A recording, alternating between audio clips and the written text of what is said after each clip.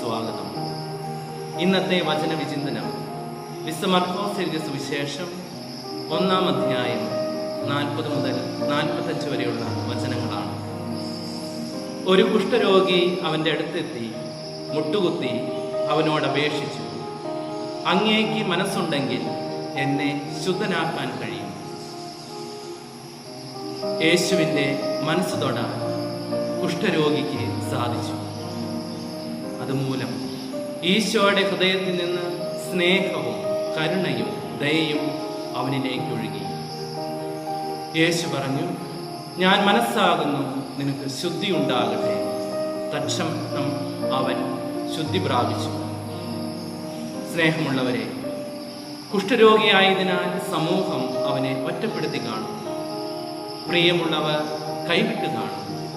എന്നാൽ കുഷ്ഠമെന്ന മഹാമാരി അവനെ ക്രിസ്തുവിലേക്ക് അടുപ്പിച്ചു. ഈശോയുടെ സ്നേഹം അവന് ഔഷധമായി മാറി.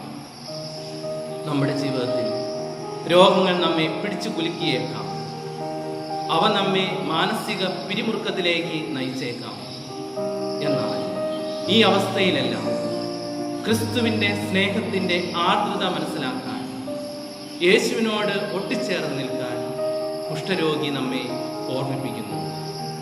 സൗഖ്യം നൽകിയ ശേഷം ഈശോ പറഞ്ഞു, ഈ കാര്യങ്ങൾ ഒന്നും നീ ആരോടും സംസാരിക്കരുത്. എന്നാൽ സംഭവിച്ചത് മറിച്ചായിരുന്നു. അവൻ പോയി ഇവയെക്കുറിച്ച് സംസാരിച്ചു. ജെറമിയ പ്രവാചകന്റെ അനുഭവം. ജെറമിയ പറയുന്നു, അവൻ്റെ നാമത്തിൽ ഇനി ഞാൻ സംസാരിക്കുകയില്ല, എന്നാൽ അവൻ്റെ വചനം എൻ്റെ അസ്ഥികളിൽ അഗ്നി പോലെ കത്തിപ്പടർന്നു. അതിനാൽ മൗനം പാലിക്കാൻ എനിക്ക് സാധിച്ചില്ല. നമ്മുടെ ജീവിതത്തിലും ആഴമേറിയ വിശ്വാസത്തിൽ നിന്ന് ലഭിച്ച സൗഖ്യം, അതുവഴി നമുക്കുണ്ടാകുന്ന പ്രത്യാശയും ക്രിസ്തുവിൻ്റെ ആർദ്ര സ്നേഹത്തിന് സാക്ഷികളാകാൻ നമ്മെ സഹായിക്കട്ടെ.